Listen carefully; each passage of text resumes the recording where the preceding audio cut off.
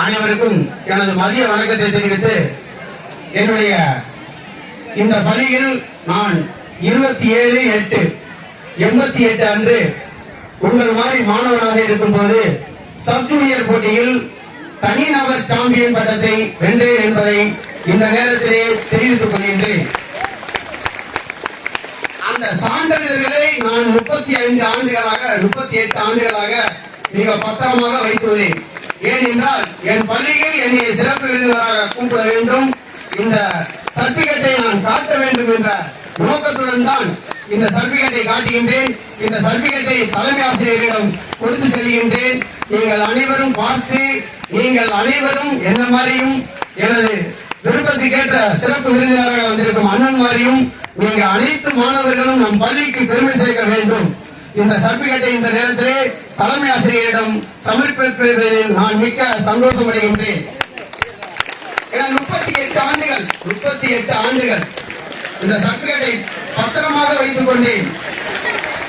தனிநபர் சாம்பியன் இந்த பள்ளியில் இருந்துதான் நான் சாம்பியனாக பல இடங்களில் திகழ்ந்துள்ளேன் என்பதையும் இந்த நேரத்தில் பதிமொழி கொள்கின்றேன். இந்த பள்ளிக்கு அருகாமையில் உள்ள சின்ன கிராமம் எழுவன்கோட்டை, அந்த கிராமத்திற்கு அருகில் உள்ள குக்கிராமங்கள் நிறைய இருக்கின்றன. கோரிவயல், ஈகரை, நடுவிக்கோட்டை, மணப்பட்டி, கல்லுப்புலி போன்ற ஊர்களில் இருந்து நான் எழுவன்கோட்டை கிராமத்திலிருந்து அருகே உள்ள நடுவிக்கோட்டை கிராமத்தில் எனது தந்தையாரின் பெயர் காளிமுத்து, என்னுடைய தாயின் பெயர் காந்திமதி. ஏன்னா அவங்க 2 பேரும் உருவாக்குனாங்க. அதுக்கு அடுத்து என்னுடைய பள்ளியின் ஆசிரியர்கள், நான் ஆசிரியர்களுக்கு எல்லாமே வணக்கம் சொல்லிட்டேன். என்னுடைய தந்தையும் தாயும் என்னை 3வது பிள்ளையாக ஈன்றெடுத்து இந்த பள்ளிக்கு 88 அனுப்பினார்கள். நான் இந்த பள்ளி மூலியமாக சாம்பியன் பட்டத்தை வென்று பல பள்ளிகளில் போய் படித்தேன். விளையாட்டு மூலியமாக தான் நான் படித்தேன் என்பதை இந்த நேரத்திலே தெரிவித்துக் கொள்கின்றேன். விளையாட்டிலே எனக்கு 88 மிக ஆர்வமாக இருந்ததுனாலே SAI sports authority of India விளையாட்டு துறையிலே என்னை இந்திய அணிக்காக எடுத்துக்கொண்டார்கள். நான் கடலூர் சென்ட் ஜோசப்பிலே 12வது வரை படித்து முடித்துவிட்டு நமது சென்ட் ஜோசப் கல்லூரி திருச்சிராப்பள்ளியில் கல்லூரி வாழ்க்கையை முடித்தேன். அதற்கு பிறகு ரொயாலா கல்லூரியிலும் படித்துள்ளேன். ஏனென்று சொல்கின்றனா, என்னை இந்த விளையாட்டு போட்டிதான் இங்கேதான் என்னை கண்டெடுத்தார்கள். பயிராக வளர்த்து முத்தாக இன்றைக்கு இங்கே நின்று நான் பேசிக் கொண்டிருக்கிறேன் என்றால் இந்த பள்ளிதான், இந்த விளையாட்டு தான் காரணம். ஒரு மாணவர் விளையாடும் போது மட்டும்தான் நாம் உலகத்துக்கே தெரியப்படுகிறோம். இப்ப நீங்க எல்லாருமே மாணவர்கள் எல்லாருமே பார்த்திருப்பீங்க, வேர்ல்டு கப் ஃபுட்பால் நடக்குது. ரொனால்டோ, மெர்சி, நெய்மர், இவங்க ரொனால்டோவும் மெர்சியும் பாத்தீங்கன்னா கடந்த 6 முறை வேர்ல்டு சாம்பியன்ஷிப்ல விளையாடுறாங்க, வேர்ல்டு கப்ல விளையாடுறாங்க. 6 முறை விளையாண்டுருக்காங்க. 25 ஆண்டுகள். நமக்கு 100 ஆண்டுகள் தான் ஒரு மனிதருக்கு நியமிக்கப்பட்டுள்ளது. அதில் 4 பங்கு, 4ல் 1 பங்கை விளையாட்டுக்காக அர்ப்பணித்துள்ளார்கள். ஏன் என்று தெரியுமா? மாணவர்களே, அவர்களுடைய உடல் ஆரோக்கியம் மிக சிறப்பாக இருந்ததனால மட்டும்தான் 25 ஆண்டுகள் அவர்களாலே பயிற்சி பண்ணி இந்த வேர்ல்டு கப்பிலே 6 முறையாக விளையாண்டு உள்ளார்கள் என்பதை இந்த நேரத்தில் உங்களுக்கு தெரிவித்துக் கொள்கின்றேன். ஏனென்றால் சவுண்ட் பாடி, சவுண்ட் மைண்ட், சவுண்ட் பாடி தான் முக்கியத்துவம், அப்புறம் தான் படிப்பு.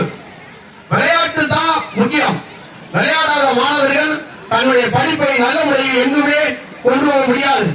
சிலர் இருந்தால் மட்டும்தான் சித்திரம் வரைய முடியும். சிலர் இருந்தால் மட்டும்தான் சித்திரம் வரைய முடியும். அதுபோல உங்களுடைய உடல் ஆரோக்கியம் மிகவும் முக்கியம். நீங்கள் அனைவரும் தினந்தோறும் 4 மணிக்கு பள்ளிக்கூடம் விட்டவனே, நாங்கெல்லாம் படிக்கையில எந்த ஆசிரியருமே நான் வெளியே போய் பார்த்ததில்லை. 6:30 மணிக்கு தான் சரியாக வெளியே போவார்கள். எனக்கு கொடுக்கப்பட்ட நேரம் சொல்லிட்டாங்க 10 நிமிஷம். நான் நேற்று என்னுடைய பள்ளிக்கு போறேன், 1 மணி நேரம் பேசணும்னு ஆசைப்பட்டேன். ஏன்னா நான் 1 மணி நேரம் பேசணும்னு ஆசைப்பட்டேன். ஏன்னா என்னுடைய பள்ளி எனக்கு முக்கியம், என்னுடைய பள்ளி, என்னுடைய பெற்றோர்கள். இது மட்டும்தான் கடைசி வரை வரக்கூடியது. கடைசி வரை வரக்கூடியது தன்னுடைய ஆசிரியர்களும், தன்னுடைய பள்ளி, தன்னுடைய பெற்றோர்கள். வேற யாருமே வரமாட்டாங்க. பெற்ற பிள்ளை கைவிட்டாலும் கற்ற கல்வி கைவிடாது.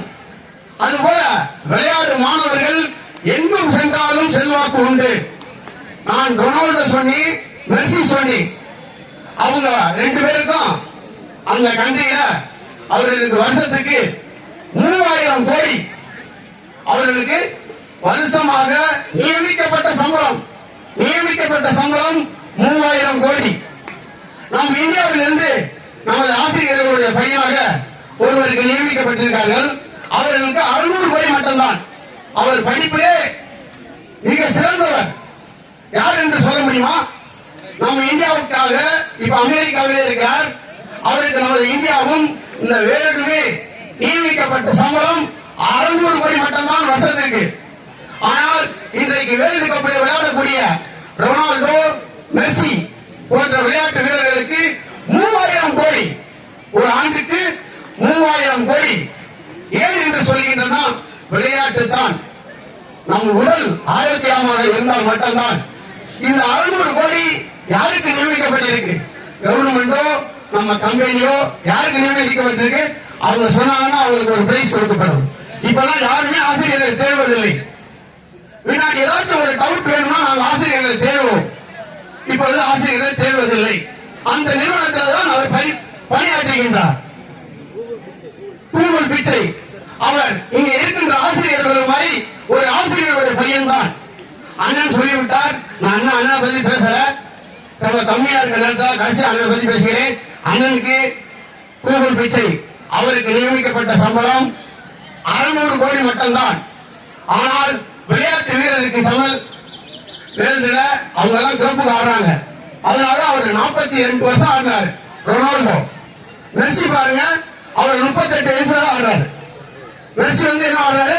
38 வயசுல. ஏன்னா அவருக்கு 3000 கோடி நியமிக்கப்பட்ட சம்பளம். மறைமுகமான சம்பளம் இல்ல, நேர்முகமான சம்பளம். நம்ம இந்தியாவில் இருந்து நமது ஆசிரியர் பையன் மதுரையை சார்ந்தவர்.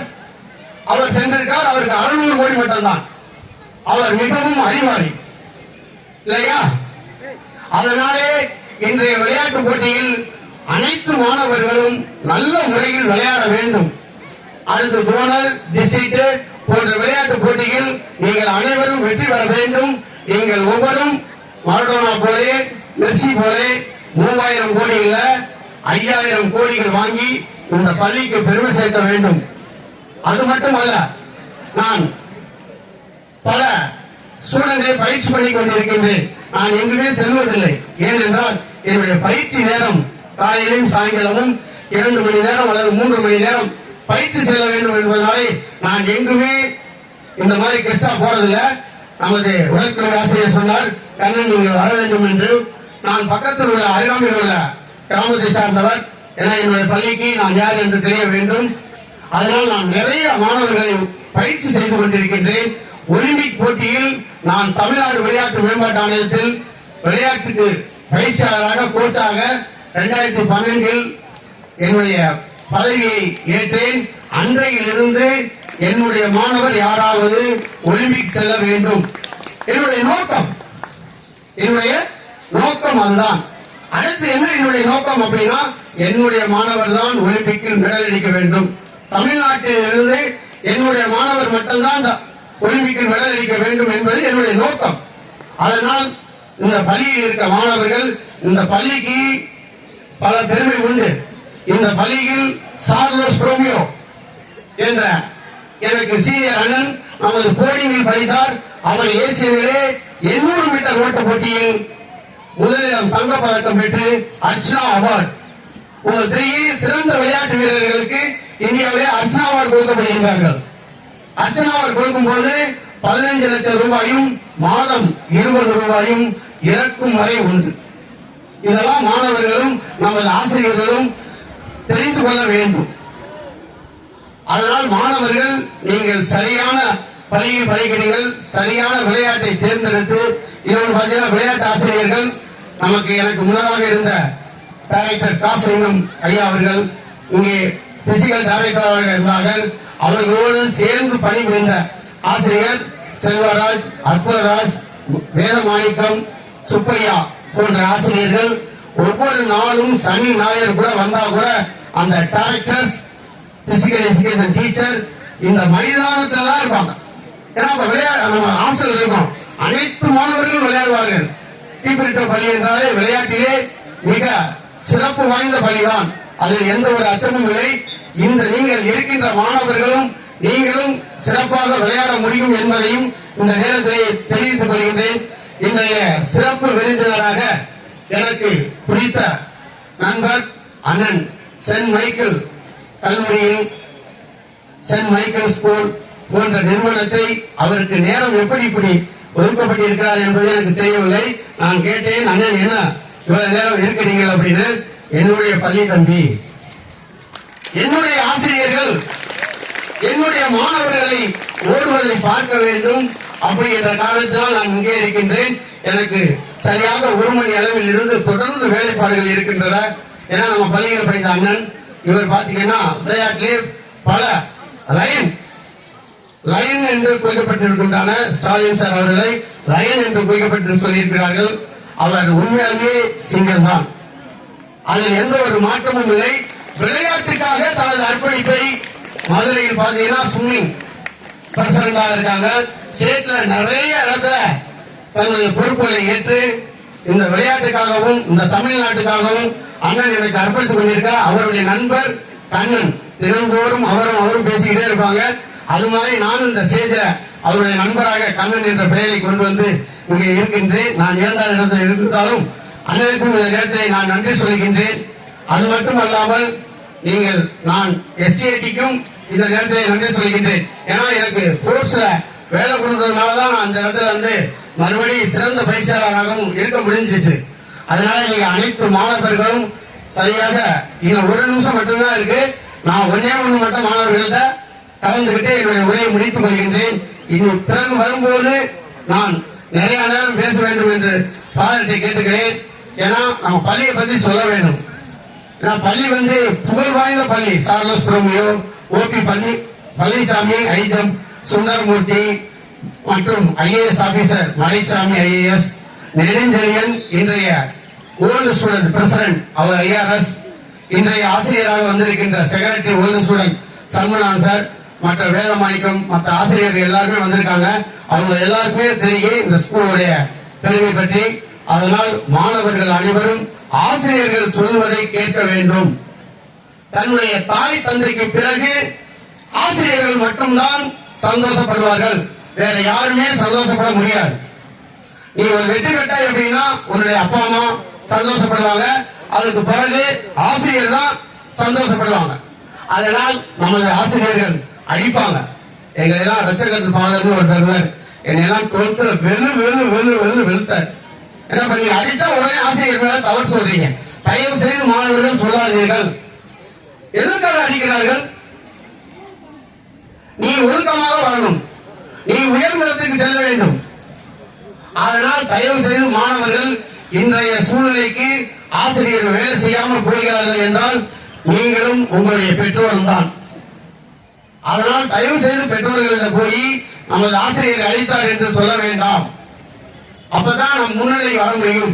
நான் இந்த பள்ளியில நமது சூசை சார், நான் 8th படிக்கும் போது சூசை மேக்ஸ் தெரியுமா, உயர்திரு சூசை ஆசிரியர் மேக்ஸ் டீச்சர், அவர் பார்த்தீங்கன்னா கீழே எடுத்துருவார். அதனால தயவு செய்து மாணவர்கள் ஆசிரியர் செய்யும் போது நீங்கள் எல்லாரும் கேட்டுக்கொண்டு உங்களுடைய உயர்ந்த நிலைக்கு இங்கு இருக்கின்ற 2173 மாணவர்களும் நல்ல இடத்திற்கு செல்ல வேண்டும் என்று சொல்லி விடைபெறுகிறேன். நன்றி, வணக்கம்.